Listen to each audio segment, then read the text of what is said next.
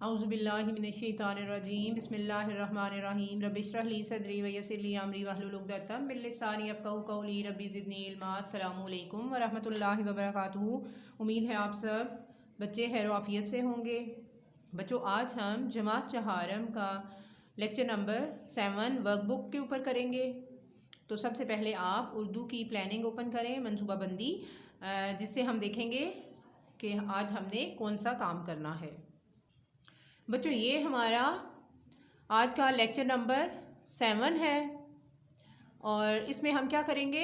Grammar, इसमें नकरा की इकसाम, तारीफ़ प्लस वजाहत, मश्क नंबर 6-7, किताब सफ़ा नंबर 54 और 55। ये हमने पहले भी किया था जब हमने सबक अशरफ की शोही पढ़ा था, उसके साथ हमने ये भी कंप्लीट कर दिया था। लेकिन आज मैं आपकी आसानी के लिए दोबारा से इसको दोहरा दूँगी।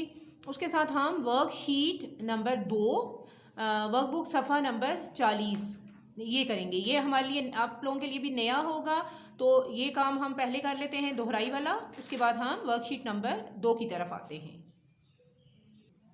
ये है जी आपका ग्रामर और इसमें नकरा की इकसाम यानी इसमें ज़र्फ़। ये हमने पहले भी पढ़ा था और आज फिर आप दोबारा से इसको देख लें। और पेज नंबर ये हमारे पास 54 है यानी 54। इसमें ज़र्फ़ की पहले आप तारीफ़ देखें। वो इसम जिसमें जगह या वक्त के मानी पाए जाएं। मिसालें क्या हैं? सुबह, शाम, मदरसा वगैरह। इसमें ज़र्फ़ को एक बार फिर देख लें। वो इसम जिसमें जगह या वक्त के मानी पाए जाएं। इसमें ज़र्फ़ होता है जिसमें जगह या वक्त के मानी पाए जाएं। तो उसमें क्या होता है? सुबह, शाम, मदरसा, घर, मस्जिद वगैरह, ये सब जो है इसमें ज़र्फ़ में आ जाता है। अब इसमें ज़र्फ़ की आगे से कितनी मिसालें हैं? 2 मिसालें हैं। इसमें ज़र्फ़ की कितनी? 2 मिसालें हैं। एक ज़र्फ़ ज़मान और दूसरा है ज़र्फ़ मकान। ज़र्फ़ ज़मान को देखें। वो इसम जिसमें वक्त के मानी पाए जाएं, जैसे सुबह, कल वगैरह। और इसमें ज़र्फ़ क्या है? वो इसम जिसमें जगह के मानी पाए जाएं, जैसे मस्जिद, लाहौर, मदरसा वगैरह। ये आगे इसकी आपको मैं मज़ीद वजाहत बता दूं कि यहाँ पे देखें, पेज नंबर 55 है। 2 कॉलम बने हुए, एक इसमें ज़र्फ़ ज़मान का और एक इसमें ज़र्फ़ मकान का। अब इनको हमने इस तरह करके अलग अलग आप इसकी मशक कर सकते हैं। अगर आप लोगों ने बुक्स पे नहीं किया तो इस तरह करके आज, सुबह, शाम, कल, साल, हफ्ता, महीना। और इसमें ज़र्फ़ मकाम में क्या है? स्कूल, घर, इस्लामाबाद, मस्जिद, लाहौर वगैरह। ये हमारे इसमें ज़र्फ़ मकान की मिसालें थीं। और जबकि जब हम वक्त, महीने या साल का तयन करते हैं तो वो इसमें ज़र्फ़ ज़मान में शामिल हो जाती हैं। इसी तरह आगे इसकी एक्सरसाइज भी आप फिर देख लें।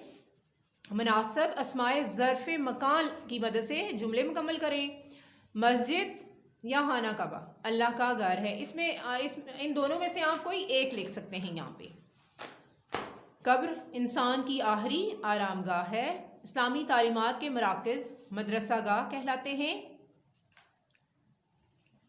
जहाँ नादिर और कदीम चीज़ें रखी जाएं, इसे अजायब घर कहते हैं। ईद की नमाज ईदगाह में अदा की जाती है। ये आपकी इसमें नकरा की दोहराई थी और उसकी वजाहत की दोहराई और उसकी मिसालें वगैरह थी। अब आप वर्क बुक का पेज नंबर 40 ओपन करें। ये है आपकी ग्रामर वर्कशीट नंबर 2। यहाँ पे क्या है? एक तोता आज़ाद है और एक पिंजरे में कैद। तसव्वुर कीजिए, आप तोते की ज़बान समझ सकते हैं। बताइए दोनों तोते किन जज्बात का इजहार कर रहे हैं? बच्चों, ये एक पिंजरे में मौजूद बंद तोता है। इसके बारे में देखें, उसने क्या कहा होगा? ज़ाहिर है वो दूसरे परिंदों को देख के रश करता होगा। वो सोचता होगा कि मैं कैद हूँ, मैं अपनी मर्ज़ी से उड़ नहीं सकता, खा पी नहीं सकता, उड़ नहीं सकता, इधर उधर घूम नहीं सकता। तो वो दूसरे परिंदों पे रश की करता होगा और दूसरे जो परिंदे हैं उनको हसरत की निगाह से वो देखता होगा। तो जो वो सोच रहा था ना दूसरे परिंदों के और अपनी किस्मत के बारे में, तो वो ये है, मेरे दोस्त आप बहुत खुशकिस्मत हो, अपनी मर्ज़ी से उड़ते खाते पीते हो, जहाँ दिल करता है जा सकते हो। मैं तो पिंजरे में कैद हूँ, اپنی مرضی سے کہیں بھی آ جا نہیں سکتا، آزادی بڑی نعمت ہے، میں آزاد فضاؤں میں پرندوں کو اڑتا دیکھ کر ان پر رشک کرتا ہوں۔ یہ کون کہہ رہا ہے؟ جی ہاں، یہ جو ہے یہ پنجرے میں قید جو طوطا ہے وہ کہہ رہا ہے۔ اور آپ خود سوچیں کہ پرندے تو اللہ تعالیٰ نے آزاد ہی پیدا کیے ہوئے ہیں اور آزاد فضاؤں میں اڑتے ہی اچھے لگتے ہیں، اس لیے اس نے اپنے دل کی بات جو ہے وہ دوسرے پرندے کو بتا دی۔ تو دوسرے پرندے نے کیا کہا؟ یہ ایک ڈالی پہ بیٹھا ہوا طوطا ہے اور وہ کیا کہہ رہا ہے؟ وہ کہہ رہا ہے پیارے دوست آپ ٹھیک کہتے ہو، مجھے آپ کو دیکھ کر دکھ ہوتا ہے کہ آپ اپنی مرضی سے اڑ نہیں سکتے، میرا دل کرتا ہے آپ بھی باقی تمام آزاد پرندوں کی طرح اپنی مرضی سے اڑو، جہاں دل کرے جاؤ، میں آپ کی آزادی کے لیے دعا ہی کر سکتا ہوں۔ اب دیکھیں اس طوطے نے، یہ جو آزاد طوطا تھا، اس کو پنجرے میں قید طوطے کی تکلیف کا احساس تھا اور اس کے بارے میں اچھا سوچ رہا تھا، اس لیے اس نے اس کے بارے میں یہ ساری بات کی ہے۔ ظاہر ہے ایک پرندہ جو ہے وہ دوسرے پرندے کے دکھ کو محسوس کرتا ہے، اور جو اس کے پاس جو نعمت ہے اگر وہ دوسروں کے پاس نہیں ہے تو وہ اس کو بھی محسوس کرتا ہے کہ میرے پاس کون سی نعمت ہے اور کون سی نہیں ہے۔ تو اس وجہ سے یہ ساری چیزیں اس نے سوچی اور اس طرح اپنے دل کی بات یہ اس نے کی ہے۔ آپ بہت اچھے طریقے سے یہ کام کیجیے گا، اور اگر بچوں مجھے بہت زیادہ خوشی اس وقت ہوگی اگر آپ ان لفظوں کے بجائے آپ اپنا سوچا ہوا کوئی جملہ، کوئی بات جو ہے وہ کریں، کہ اگر آپ ان سے زیادہ اچھے ورڈز اگر آپ لوگ لکھیں گے اپنی سوچ سمجھ کے مطابق تو وہ آپ لوگوں کے لیے اور میرے لیے زیادہ اچھے ہوں گے اور قابل قبول بھی ہوں گے، کہ یہ آپ نے کاپی کرنے کے بجائے آپ نے خود سے لکھا۔ جیسے بچے ایک دوسرے سے بات کرتے ہیں، آپ خود سوچیں اگر آپ کو تھوڑی دیر کے لیے کمرے میں بند کر دیا جائے تو آپ کیسا محسوس کریں گے؟ آپ سوچنا آپ بھی ایک طوطا ہو، اور جب طوطے کو قید کیا جائے اور قید میں ہی اس کو کھانا پینا دیا جائے تو وہ کیسا محسوس کرے گا اور اپنے حالات کا اظہار کیسے کرے گا۔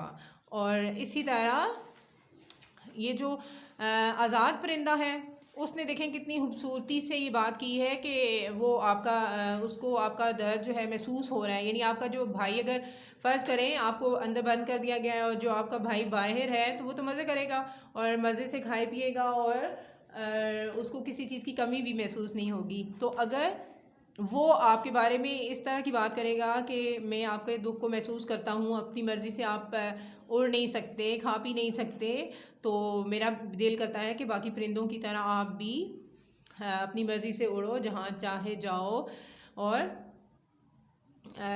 جہاں دل کرے اڑو، اور کیونکہ آزادی سب سے بڑی نعمت ہے۔ تو یہ جو پھر میں دیکھوں گی کہ کیا آپ نے میرا لکھا ہوا کام آپ نے اپنی ورک بک کے اوپر اتارا ہے یا آپ نے اپنے الفاظ استعمال کیے ہیں، کیونکہ بچے تو بہت ٹیلنٹڈ ہوتے ہیں اور وہ کچھ بھی کر سکتے ہیں۔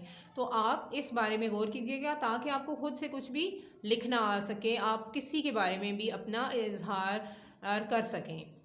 اور یہ تھا ہمارا آج کا لیکچر نمبر 7، اور اردو کی ورک بک کے اوپر گرامر ورک شیٹ نمبر 2 تھی، اور میں امید کروں گی کہ آپ سب بچوں کو یہ بات اچھے طریقے سے سمجھ آ گئی ہوگی، اور آپ نے یہ تمام کام جو ہے اس ورک بک کے اوپر بہت اچھے طریقے سے لکھنا بھی ہے اور اس کو دہرانا بھی ہے۔ اپنا بہت سارا خیال رکھیے گا۔ فی امان اللہ۔